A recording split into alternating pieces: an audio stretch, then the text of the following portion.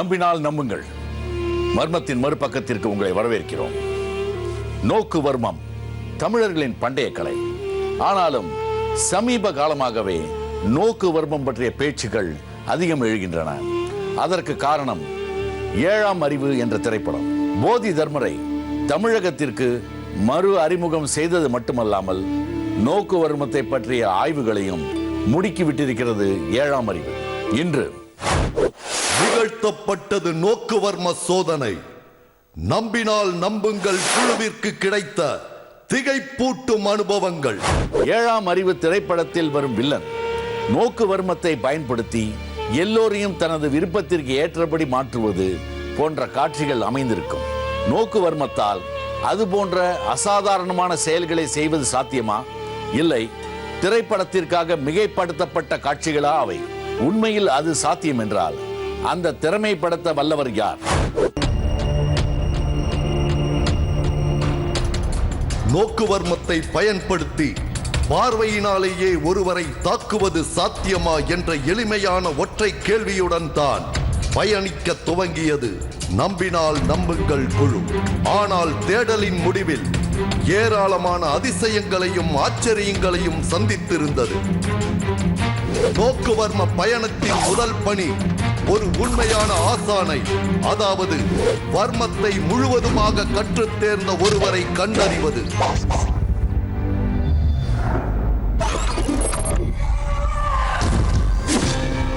தமிழகம் மற்றும் கேரளாவில் நோக்குவர்ம கலை ஆசான்கள் பலர் இருந்த போதும் அவற்றில் சிறந்த ஒருவரை கண்டுபிடித்து அவரை சந்திக்க மதுரைக்கு சென்றது நமது குழு. வணக்கம், ஜீ தமிழ்லேருந்து வந்திருக்கோம் சார். வணக்கம் சார். நிகழ்ச்சியை பார்த்துருக்கேன். நம்பினால் நம்புகள்லாம் பல விஷயங்கள் சொல்லுங்க. அதில் இப்போ வர்மக்கலை பற்றி வைகை மதுரையில் 5 வர்மக்கலை, அது அகசியர் தோற்றுவித்த கலை எங்கே தோன்றியது, கேரளாவா தமிழாக, அதுக்கு விட கொடுக்குறேன். நோக்கு வர்மம் போது இந்த பெரிய விஷயம் பல்வேறு குழப்பங்கள் இருக்கு. அப்போ உங்கள் ஜீ தமிழ் மூலம் இதை அந்த குழப்பங்களாக ஒரு விடையாக இருக்குன்னு நான் உங்களுக்கு. மாலை நேரங்களில் தலைமை ஆசான் ராஜேந்திரனை வைகை ஆற்றின் கரைகளிலேயே பார்க்க முடியும். இது பயிற்சிக்கான நேரம். போர் வீரர்கள் போல் காட்சி அளித்தார்கள் மாணவர்கள். அவர்களை கண்காணிப்பதிலும் பயிற்சி அளிப்பதிலும் பிஸியாக இருந்தார் ஆசான்.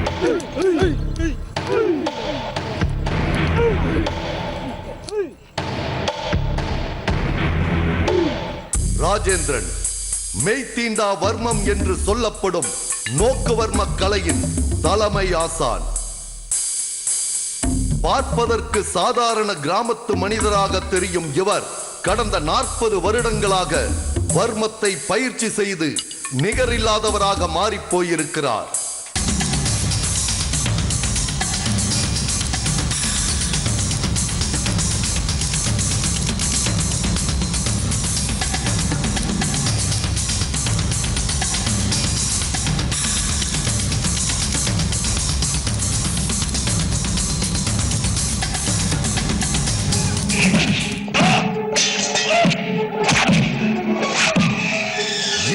திரைப்படத்தில் நடிகர் கமலஹாசனுக்கு வர்ம நுணுக்கங்களை கற்றுத் தந்தவர் இந்த ராஜேந்திரன்.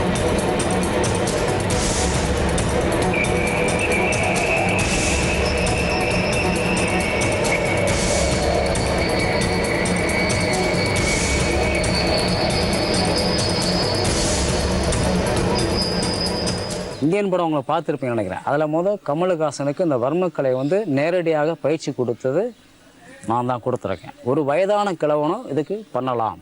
இதுக்கு ஜாஸ்தியான வலு வேண்டியது அவசியம் கிடையாது. தனது தந்தையிடம் இருந்து வர்மக்கலையை பற்றிய முழு ரகசியங்களையும் தெரிந்து கொண்ட ராஜேந்திரன் தற்போது அதை குறிப்பிட்ட மாணவர்கள் வழியாக அடுத்த சந்ததிக்கு நகர்த்த முயற்சித்து வருகிறார்.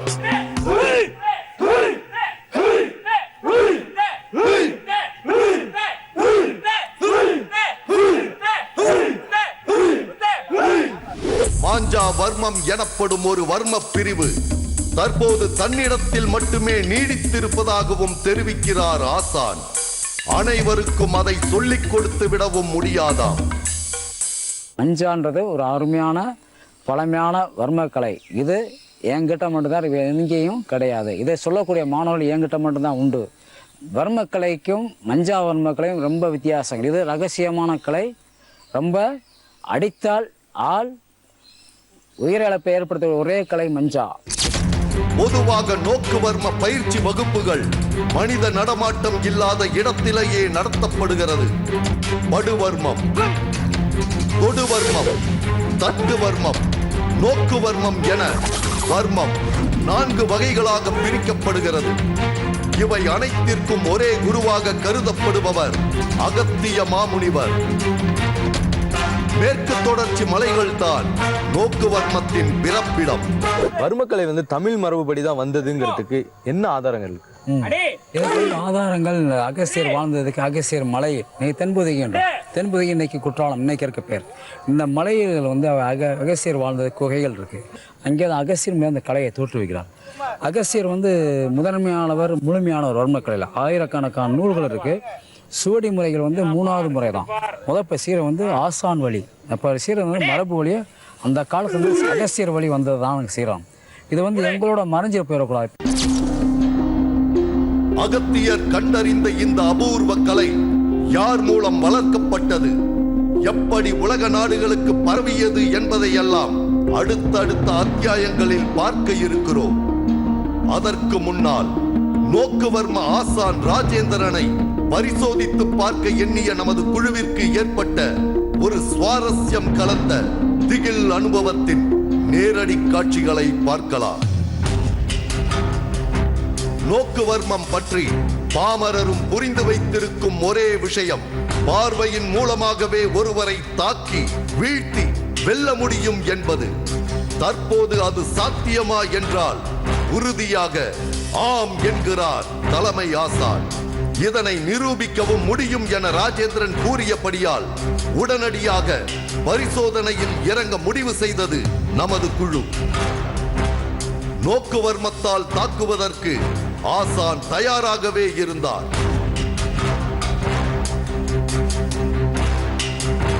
தாக்கப்படுவதற்கு ஆட்கள் வேண்டும். வர்ம பயிற்சி இல்லாத ஒருவரை நோக்குவர்மத்தின் மூலம் தாக்கினால் பின்விளைவுகள் அதிபயங்கரமாக இருக்கும் என ஏற்கனவே கூறியிருந்தார் ஆசான். அதனால் அவரது மாணவர்களிலேயே 4 பேரை தேர்வு செய்தோம். ஆனாலும் சிறு தயக்கம்.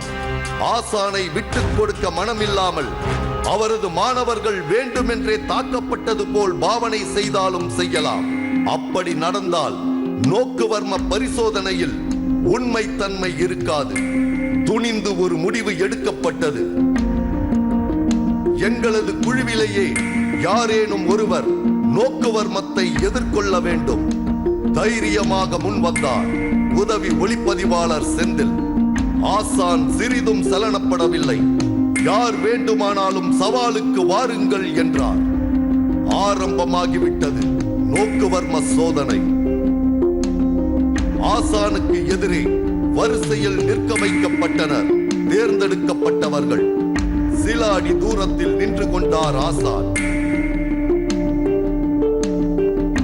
சரி, இப்ப நோக்குவர்மத்தை நீங்க பிரயோகிக்க போறீங்க. ஆமா, இப்போ நோக்குவர்மத்தை பார்வையாளர் 4 பேர் நிற்கிறாங்க. அதில் 3 பேர் என்னுடைய ஸ்டூடெண்ட். ஒன்று உங்களுடைய யூனிட்டை சேர்ந்தவங்க. இப்போ உங்களுக்கு உயிருக்கு எதுவும் ஆபத்து வருமா?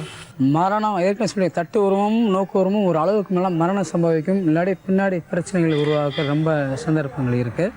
அதனால் இயக்கங்கள் பண்ணும்போது அவங்க எந்த அளவுக்கு செய்கிறாங்களோ அந்த அளவுக்கு இது பண்ணுவோம். ஒன்றும் பிரச்சனை வராது. விதமாக இயக்கி காமிக்க போகிறேன். All the best. Okay okay, thanks.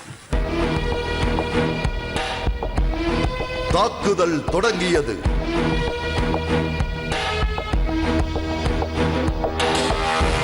சில வினாடிகள் கூட தாக்கு பிடிக்கவில்லை ராஜேந்திரனின் மாணவர்கள்.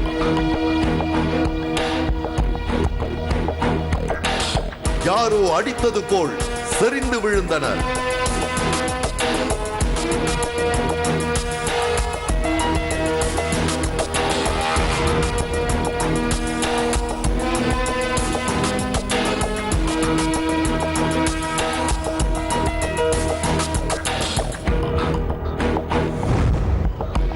எங்கள் குழுவை சேர்ந்த செந்தில் தான் ஆசானின் அடுத்த இலக்கு.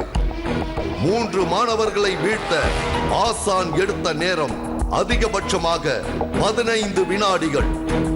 எங்கள் குழுவை சேர்ந்த செந்திலும் 10வது வினாடியில் லேசாக ஆட்டம் கண்டது போல் தோன்றியது. ஆனாலும் சுதாரித்து வலுவாக நின்றார். ஆசான் தனது நோக்குவர்ம தாக்குதலை அதிகப்படுத்தினார். ஆபத்து காலங்களில் மட்டுமே நோக்குவர்மத்தை பயன்படுத்தி எதிரியை தாக்க வேண்டும் என்பது சித்தர்கள் கூறி சென்ற விதி. தற்போது ஆசான் ராஜேந்திரன் நிகழ்த்தி கொண்டிருப்பது ஒரு சோதனை முயற்சி மட்டுமே. யாரையும் தாக்கி காயப்படுத்தும் நோக்கம் இந்த சோதனையில் இல்லை. ஆசானின் மாணவர்கள் அனைவரும் சில வினாடிகளில் விழுந்துவிட்டனர். மீதம் இருப்பது நோக்குவர்மத்துக்கென பிரத்யேக நூல்கள் எதுவும் இல்லை. நூல்களை படித்து தெரிந்து கொள்ளும் கலையும் அல்ல அது. மரபு வழியே வரும் குருமார்கள் மூலம் மட்டுமே நோக்குவர்மத்தை முழுமையாக கற்றுக்கொள்ள முடியும். தலைமை ஆசான் ராஜேந்திரன் தான் கற்ற நோக்குவர்மத்தை பிரயோகித்து எங்கள் குழுவைச் சேர்ந்த ஒருவரையும் வீழ்த்த முயற்சித்துக் கொண்டிருக்கிறார். நோக்குவர்ம தாக்குதலின் சோதனையில் இருக்கிறார்கள் ஆசானும் எங்கள் குழுவை சேர்ந்த உதவி ஒளிப்பதிவாளர் செந்திலும். ஆசானின் மாணவர்கள் சரசரவன சரிந்து விழ செந்தில் சற்று நேரம் தாக்கு பிடித்து நின்று கொண்டிருந்தார். ஆசானின் பார்வையும் முகமும் முன்பை விட ஆக்ரோஷமானது. ஏறக்குறைய 1.5 நிமிடங்கள் கழித்து தலை சுற்றி கீழே விழுந்தார் செந்தில். நோக்குவர்ம சோதனையில் சலமை ஆசான் ராஜேந்திரன் வென்று விட்டதாகவே தோன்றியது. என்னாச்சு? தண்ணி கொடு. ஆசான் டெஸ்ட் பண்ற செத்து போ, ஞாபகம் வச்சுக்க. தண்ணி குடி போ. 4 லட்சத்துக்கு போவோம். அப்புறம்ண்ணா டெஸ்ட்லாம் பண்ணக்கூடாது. ஆசானை ஒரு அளவு தான் பண்ணணும்ண்ணா. சேட்டா பண்ணுறடா, சேட்டா பண்ணுறேன்னா இங்கே தெரிஞ்ச நோக்குவம் ஆசானம் தெரியாதா? நீ மனிதன் நினச்சிக்க, உன்னை இன்சல்ட் பண்ணி நினைக்காதா? சரிண்ணா. இல்லை இல்லை, செத்து போ, ஞாபகம் வச்சுக்க. அப்படி இல்லை. அந்த கயிறு முதல் சொல்ல வேண்டியதானே. நாய் முதல் உனக்கு நடிச்சு நீ என்ன செஞ்ச? ஏன் நடிக்கிற ஆசாங்கிட்ட? ஏய் உள்ளான்பா சொல்லு. உன் உயிர் செத்து போவோம்.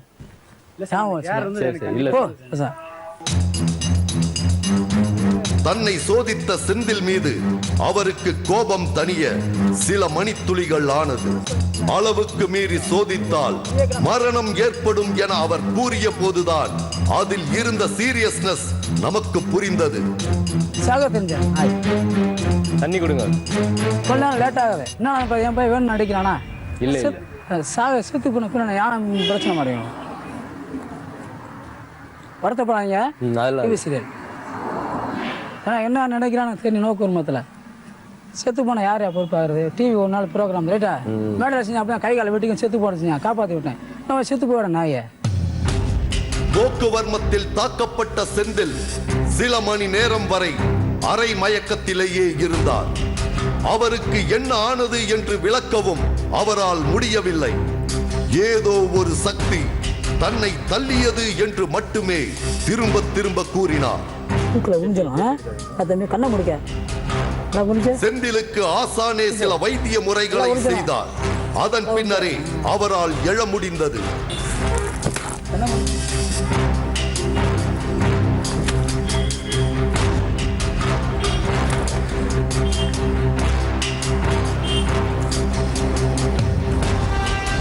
தண்ணி கொடு, கொஞ்சம் குடிக்க. தண்ணி குடிக்க. தண்ணி எந்த சொக்காரு. இருவரும் மீண்டும் நட்பை புதுப்பித்துக் கொண்டனர். எப்படி ஒருவரால் தனது கண்களினாலேயே மற்றவரை தாக்கி வீழ்த்த முடிகிறது? தலைமை ஆசான் தன்னுடைய மாணவர்களின் கண்களுக்காக தனியாக எந்த ஒரு சிறப்பு பயிற்சியும் அளிப்பதாக தெரியவில்லை. ஆனால் தரப்படும் அனைத்து பயிற்சிகளுக்கும் ஊடாக மறைமுகமாக நோக்குவர்ம பயிற்சி இருக்கிறதா? சார், இப்போ இவங்க பண்ற பயிற்சியிலேயே இவங்களுக்கு நோக்குவர்மம் அடங்கியிருக்கா? ஆமாம், இந்த பயிற்சியிலே இப்போ நோக்குவரம். இப்போ இந்த உங்களை பார்க்க நீங்கள் ஸ்டூடெண்ட் கண்ணை பாருங்கள். இந்த கண்ணுடைய பார்வை இருக்குது. இப்போ ஒரு கால் எந்த கால் வச்சுருக்காருன்னு பாருங்கள். எந்த கால் வச்சுருக்காரு? இடக்கால் வச்சுருக்காரு. எப்படி நிற்கலாம், அப்படின்னு செய்யலாம். இப்போ இடக்கால் வைக்கும்போது இவர்களுடைய பிரைன் ஒர்க் பண்ணும் நல்லா. அப்போ நாங்கள் வர்மக்கலை சொல்லுவோம் எந்த பிரெயின் எப்படி ரைட் அண்ட் லெஃப்ட் 2 பிரெயின் சொல்லுவோம். அப்போ முன்மூளை பின்மூளை ரெண்டுமே இயங்கும்போது கண் பார்வை இருக்கு. அப்போ ரெண்டுமே இந்த பயிற்சி அடிப்படையில் கொடுக்காங்க. அக்னி சூரியன் மூலமாகவும் கண்களுக்கு சக்தி ஏற்றுவதும் உண்டு. இதற்காகவே பெரும்பாலும் விடியற்காலை மற்றும் மாலை வேளைகளிலேயே வர்ம பயிற்சி அளிக்கப்படுகிறது. சூரியனை கடவுளாக வணங்கக்கூடிய பார்வை என்பது நான் அப்படி பார்க்கும்போது அப்படி மேல் நோக்கி இதை பார்க்குறேன். கரெக்டுதான்.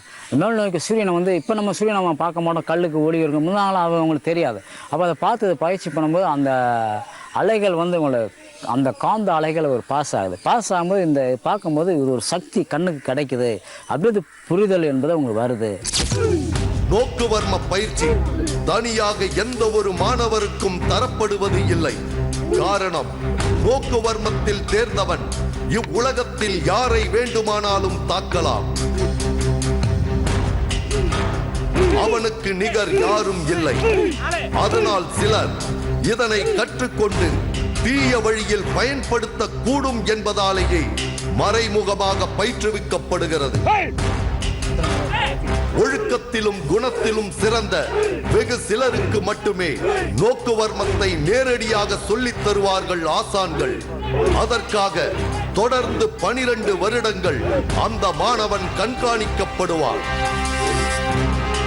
வர்மத்தில் போர்க்கலையும் மருத்துவக் கலையும் பின்னி பிணைந்தவை. இரண்டையும் உபயோகித்தால் மட்டுமே சிறந்த நோக்குவர்ம வித்தகராக மாற முடியும். வர்மத்தை பயிலும் மாணவர்களின் தோற்றம் ஒரு தனி ஸ்டைலில் இருக்கும். செந்தூர பொட்டு, சிகப்பு பெல்ட், வெள்ளை வேஷ்டி என அனைவரும் யூனிஃபார்மிலேயே இருக்கிறார்கள். இதற்குள்ளும் வர்மத்திற்கான சூட்சுமங்கள் ஒளிந்து கொண்டிருப்பதாகவே கூறுகிறார் ஆசான் ராஜேந்திரன். ஒரு ஆடைகளுக்கும் ஒரு அடிமுறைகளுக்கும் ஒரு தத்துவங்கள் உண்டு. வர்மக்கல்ல பார்க்கறதுக்கு சாதாரண குங்ஃபு கிடையாது.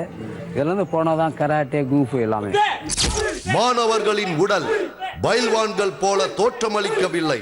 பலர் சாதாரண உடல்வாகிலும் சிலர் மெலிந்த உடல்வாகிலேயுமே இருந்தார்கள். வர்மத்திற்கு உடல் வலு தேவையில்லை. நுட்பமும் மன வலிமையுமே இங்கே ஆட்சி செய்கின்றன. அதனால் நோக்கு வர்மம் பயின்றவரின் உடல் அமைப்பை பார்த்து அவரை எடை போடக்கூடாது. வர்மக்கலை பயிலும் மாணவர்கள் அணியும் உடை மட்டுமல்ல, அவர்கள் எழுப்பும் சத்தங்கள் கூட தமிழகத்தில் இருந்தே சீனா, ஜப்பான் போன்ற நாடுகளுக்கு சென்றிருக்க வேண்டும் என்பது பலரது யூகம். நமது நிகழ்ச்சியில் சில வாரங்களுக்கு முன்பு போதி தர்மரை பற்றி பார்த்தோம். அதில் வர்மத்தை தற்காப்பு கலையாக சீனர்களுக்கு அவர் கற்பித்தார் என்பதற்கான ஆதாரங்கள் பலவற்றை முன்வைத்தோம். ஆனால் நோக்கு வர்மத்தை அவர் அங்கு பயிற்றுவித்ததற்கு எந்த ஒரு சான்றும் இல்லை. ஆனாலும் கூட ஒரு தரப்பு போதி தர்மர் சீனர்களுக்கு நோக்கு வர்மத்தையும் சொல்லித் தந்திருக்கலாம் என்றே எண்ணுகின்றனர். நோக்குவர்ம தலைமை ஆசான் அவரது மாணவர்களை மட்டுமல்ல, எங்கள் குழுவைச் சேர்ந்த ஒருவரையும் பார்வையால் கீழே சாய்த்தார். தாக்கப்பட்டு வீழ்ந்த உதவி ஒளிப்பதிவாளரிடம் நாங்கள் தனியாக பேசிய போது ஏதோ ஒரு சக்தி தன்னை நிலைகுலைய செய்தது உண்மையே என்று சொன்னார். தமிழகத்தில் பிறந்த வர்மக்கலை சீனாவில் தற்போது திம்மாக் என்ற பெயரில் இருக்கிறது. இதேபோல் வெவ்வேறு நாடுகளில் வெவ்வேறு பெயர்களில் இருக்கும் வர்மக்கலையை அறிவியல் பூர்வமாக அடுத்த கட்டத்திற்கு எடுத்துச் செல்லவும் பல்வேறு ஆய்வுகள் நடைபெற்று வருகின்றன. போதி தர்மர் சீனா சென்று அங்குள்ள ஷாங்காய் கோவிலின் எதிரே உள்ள மலையின் மீது அமர்ந்து சுவரை நோக்கி தவம் இருந்தார் என்பதற்கு வரலாற்று குறிப்புகள் இருக்கின்றன. அவர் சுவர் நோக்கி அமர்ந்திருந்தது நோக்குவர்ம பயிற்சிக்காகவே என்கிறார்கள் சிலர். கவனத்தை சிதறவிடாமல் ஒரே இடத்தை உற்று நோக்குவதும் ஒருவித நோக்குவர்ம பயிற்சி என்கிறார் தலைமை ஆசான் ராஜேந்திரன். அதனால் தற்காப்பு மற்றும் மருத்துவ வர்மத்தை சீனர்களுக்கு கற்றுத்தந்த போதி தர்மர் நோக்கு வர்மத்தையும் அவர்களுக்கு கற்பித்திருக்க வாய்ப்பு இருக்கவே செய்கிறது. வர்மத்தை கற்க துவங்கி 20 ஆண்டுகளுக்கு பின்னரே ஒரு மாணவர் நோக்கு வர்மத்தை கற்று தேர்ச்சி பெற முடியும். குறைஞ்சபட்சம் 20 வருஷங்களுக்கு இருந்தால் தான் நோக்கு வர்மத்தை உங்களாலும் கூட இயக்கலாம். இது ஒன்றும் பெரிய விஷயம் கிடையாது. ஆனால் அது பயிற்சி என்பது உழைப்பு என்பது தேவை. உடனே கையில் எடுத்து கொடுத்துட முடியாது. அப்போ இதெல்லாம் தெரிஞ்சுக்கிறணும். அதில் உண்மை புண்மை புரட்டு வேலைகள் இதெல்லாம் வந்து தவிர்த்து விடணும். இப்போ எல்லா காலங்களையும் எல்லா கலைகளையும் எல்லா இதுலேயும் போலிகள் இருக்காங்க. அப்போ போலிகளை அறியறதுக்கு எப்படின்னா நடைமுறையில் விசாரிச்சாவே தெரிஞ்சுப்போம் உங்களுக்கு. முந்தைய காலத்தில் மாணவர்கள் இதற்காகவே தங்களது வாழ்க்கை முழுவதையும் செலவிடுவார்கள். ஆனால் தற்போது அப்படி இருக்க சாத்தியம் இல்லை. ஆனாலும் கூட இன்றும் மாணவர்கள் நோக்குவர்மத்தில் தேர்ச்சி பெற்று மற்றவர்களை தாக்கலாம், மற்றவர்களின் நோய்களை குணப்படுத்தலாம். அதற்கு தேவையெல்லாம் ஒன்றே ஒன்றுதான்.